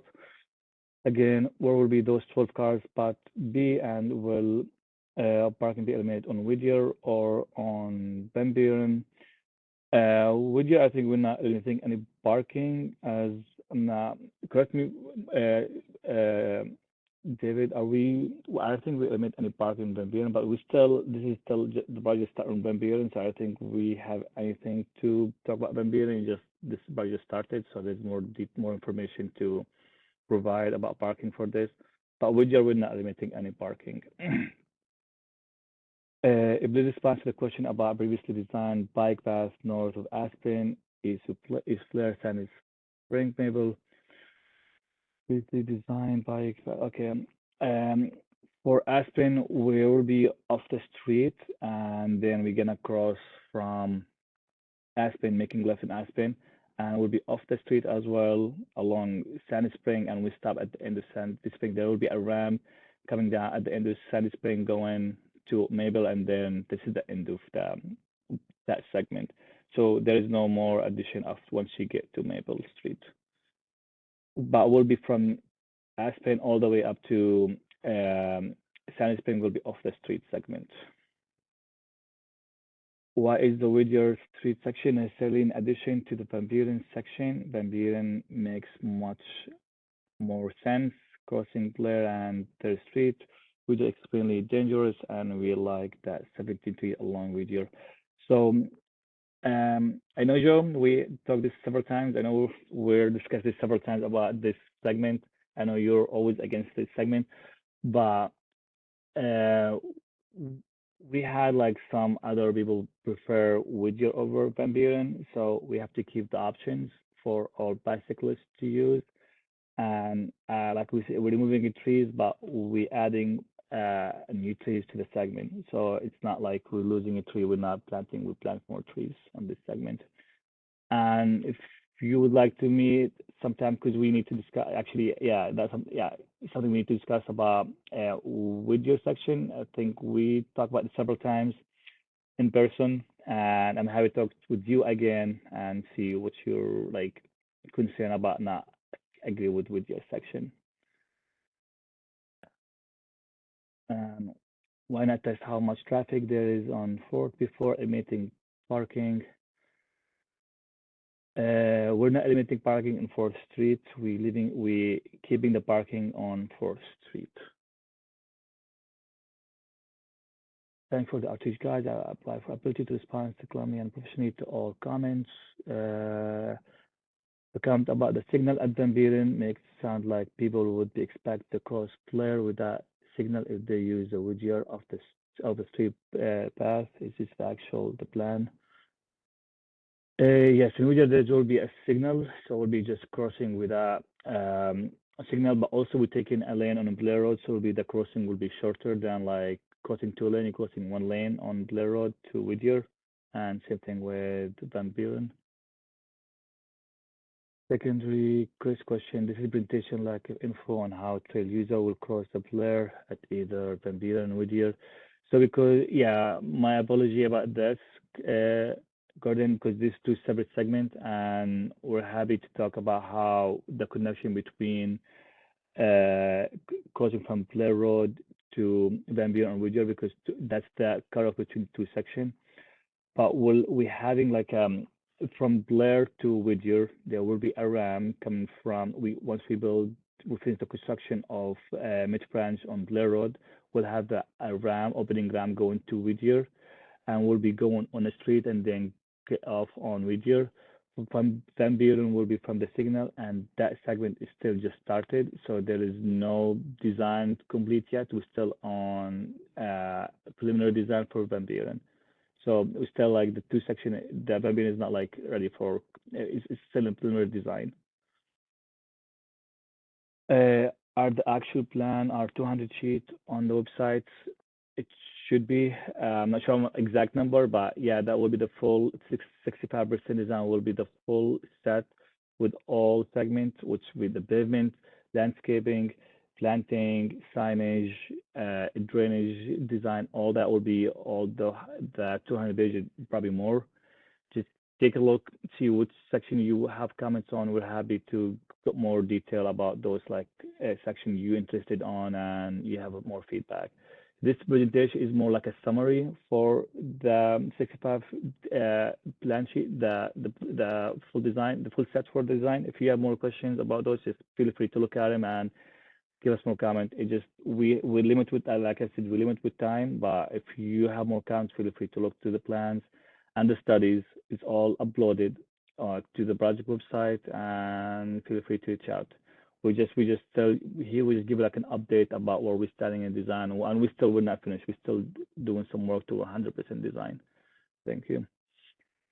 Our actual plans are okay. The benefit of using Van Buren's solar is the both sides are public land. Whittier has housing on north side. Using Van Buren solar, it's actually Van Buren also there is a housing in both sides too. So like I said, we're given options here. It's not about which. That's why we went for Van Buren as a second option, because we see people want either one. So we can't like eliminate one side and use the other one. I think we prefer to keep options for people to use. With regard to parking housing in our neighborhood, have considerably of the street car storage space, which is almost always utilizing, and I would like DDOT to focus on serving the businesses on 4th Street and the few houses we do not already have off-street parking. So we're not removing any parking, as we said before, on 4th Street.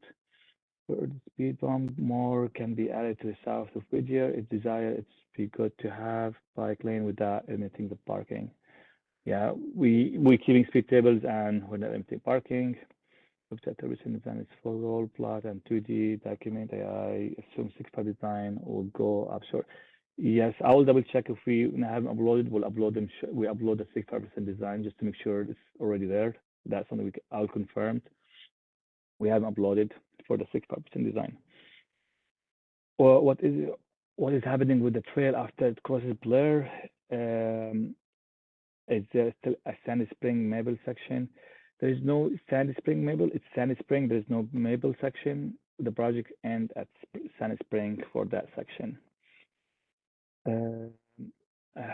Next question. Like I said, I'm full-time there 5 days a week for the construction job. If you would like to meet for any of the sections, I'm happy to meet in person. We discuss whatever question you have in person also. I have to, okay. Price for preparing, let's see. What can we do to help ensure this plan move ahead ASAP, even if the certain result for, I think here you're referring to the section on rigs through the MPS's land.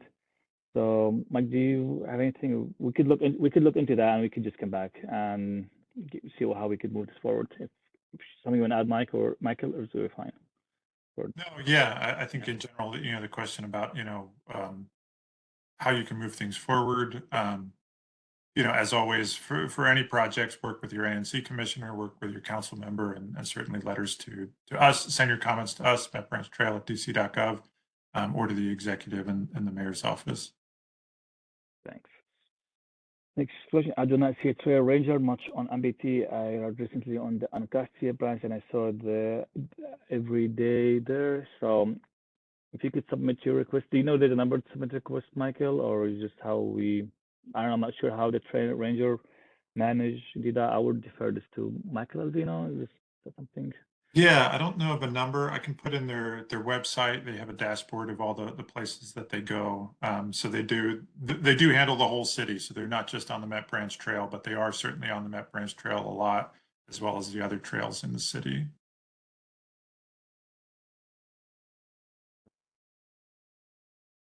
We had one of our neighbors shot to death this summer while he was riding home on safe route. Yeah, again, if you could let us more detail about, because we could look into and see how we could improve safety, and this is the best. Yeah, if you could provide us some information, we could help to improve it.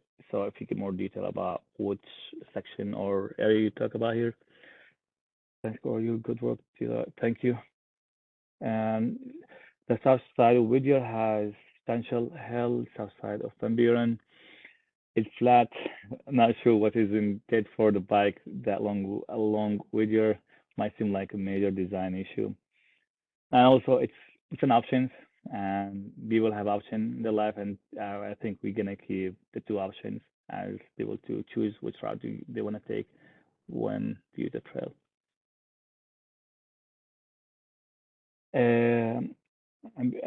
We need more information about the trail crossing from Blair side path to Van Buren and Whittier. We need to see exactly how this signalize and design element.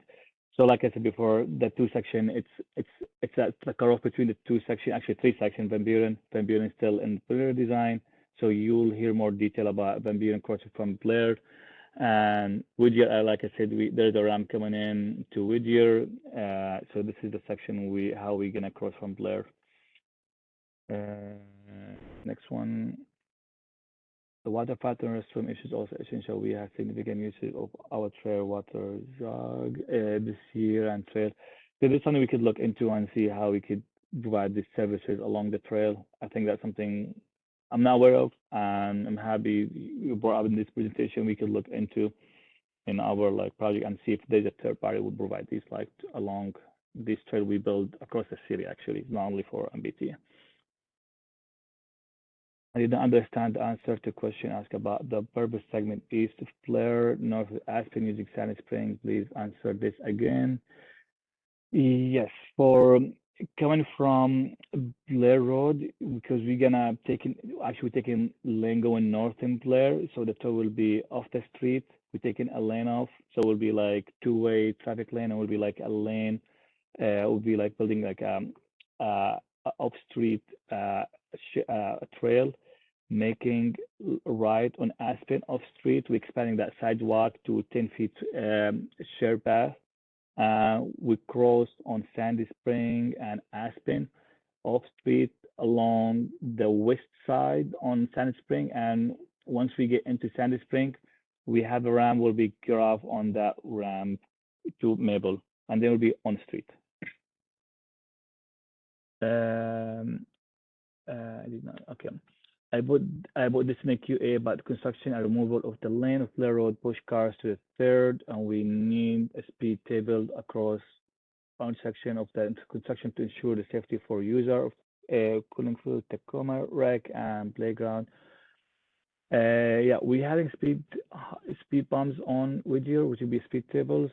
But I think that if I understand it correctly, we'll be adding like speed bumps, and we're probably gonna look for a speed table since we will consider it's too rough for riding the bike with the child, so we can look into that.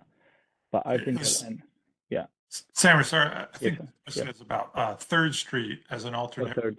Oh, yeah, I'm sorry. Yeah. For Blair Road. So I think that will be something we'll have to follow up on separately because it's not included as part of this project. But I think the comment is, with the reduction in travel lanes on Blair Road, potential for additional traffic on 3rd Street.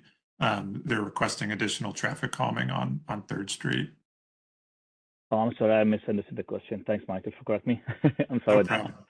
Yeah, I'm reading a lot, so I'm just gonna. My apology, and my apology for my accent. If is it hard to understand, but I'm doing my best, and I'm happy to go back and just answer this question. If I miss anything, feel free to chat, and I'll try to get the best answer and confirm all these questions. I'm just going to go through this quickly because we're almost 5 minutes before the meeting is over. Try to go over all these questions and comments and we received. There is plenty, but I'll do my best. My apology. Eliminate parking on 4th Street will cause fewer spots on Whittier and other parts of the 4th. Mike, we will take over from here because there's some noise here. Sorry about that. It's the end of it. Oh yeah, okay, I got it. So I'm in the office now. I mean, everyone like is the cleaning people came in. My apology for that background sound. Eliminate parking on 4th Street will be cause a fewer spot on Whittier and other parts of 4th. We're not limit parking as well. Again, you were not limiting parking, same as parking problem. So 4th Street, no limiting parking. We keep parking. This is what was main concern, to keep parking on 4th. Many folks come from outside the neighborhood to park on Whittier so they can walk to the metro. All right, thank you. Please explain the Blair crossing. Are you adding a bike signal and upgrading crossing?